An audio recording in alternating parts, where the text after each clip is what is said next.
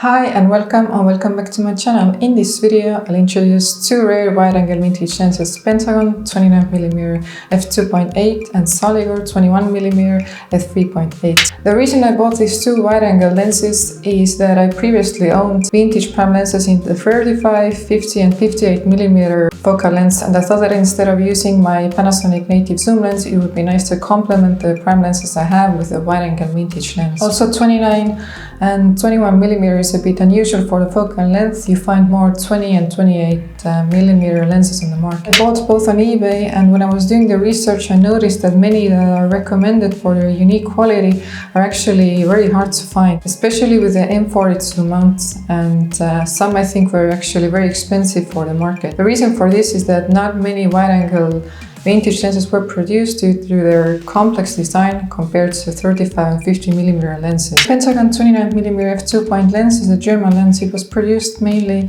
in the 1970s and 80s in East Germany, and it is often called the wide-angle Helios, since it shares some of that swirly bokeh at wider apertures, which is very rare for a wide-angle lens. The reason why it appears is that it has moderate aperture, field curvature and spherical aberration.